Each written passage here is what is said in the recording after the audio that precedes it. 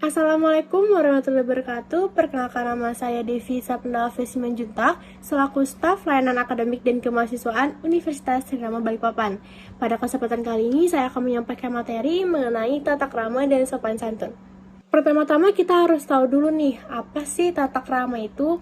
Tata krama merupakan suatu norma tidak tertulis yang telah berlaku di lingkungan masyarakat atas dasar kesepakatan dalam bentuk sikap, tingkah laku, maupun perkataan, baik di dalam lingkungan sosial maupun individu. Nah, selanjutnya kita harus mengetahui apa sih hubungan antara tata krama dan sopan santun. Seperti yang tadi saya sudah jelaskan bahwa tata krama merupakan suatu norma yang tidak tertulis di dalam sebuah masyarakat. Nah, sopan santun merupakan salah satu contoh dari tata krama.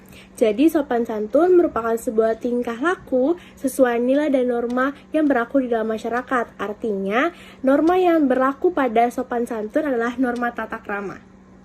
Selanjutnya kita akan membahas 9 macam dari tata krama. Yang pertama adalah pada saat berbicara. Nah, pada saat berbicara ini kita harus tahu di mana kita sedang berbicara, dalam kondisi apa, dan pada siapa kita berbicara. Nah, yang kedua adalah pada saat kita makan. Kita harus tahu standar tata krama atau sopan santun yang bisa kita lakukan, seperti mencuci tangan terlebih dahulu sebelum makan dan menggunakan tangan kanan. Nah, yang ketiga adalah tata krama dalam bertamu. Jadi kita harus memiliki sopan santun dalam bertamu. Walaupun tamu itu adalah raja, tapi kita harus tetap menghormati yang punya rumah dengan cara kita memberi salam, mengetuk pintu, dan tidak masuk sebelum dipersilakan. Yang keempat adalah tata cara dalam berpenampilan. Kita harus bisa menempatkan diri kita pada saat situasi apa, kita harus berpakaian seperti apa, pada acara apa, dan harus disesuaikan dengan kebutuhan, dan tetap harus menjaga rasa sopan santun. Nah, yang kelima adalah tata krama dalam bergaul. Dalam pergaulan atau lingkungan sosial kita harus saling menghargai orang lain, menerima perbedaan, dan menghargai mereka dengan cara tidak membeda-bedakan mereka di lingkungan sosial kita.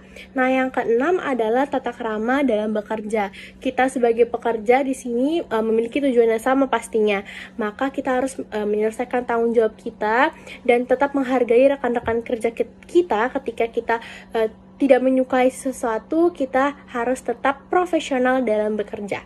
Nah, yang selanjutnya yang ketujuh adalah tata krama sebagai peserta didik. Kita sebagai peserta didik atau mahasiswa harus menghargai siapapun dan harus memiliki rasa sopan santun kepada guru, dosen, seluruh pegawai sekolah ataupun universitas, dan teman-teman yang ada di sekeliling kita. Nah, yang kedelapan adalah tata krama sebagai seorang pendidik. Kita sebagai dosen, guru harus saling menghargai terhadap sesama rekan kerja, dan yang paling penting adalah menghargai peserta didiknya ataupun mahasiswanya.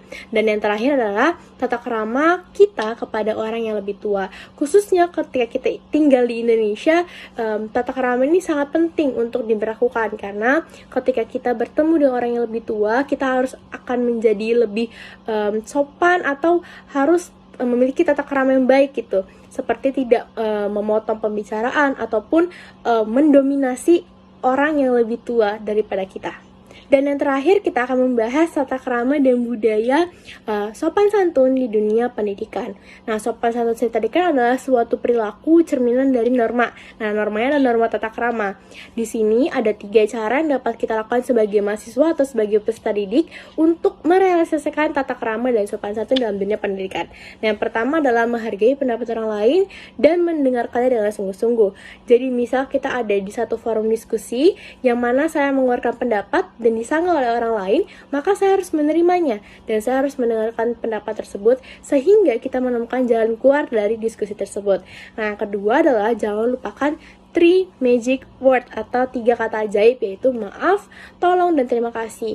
Karena 3 kata tadi merupakan kata-kata basic atau kata-kata dasar yang sekalinya berdampak besar terhadap orang yang kita minta tolong atau orang yang kita pernah berbuat salah, itu sangat berdampak besar bagi mereka.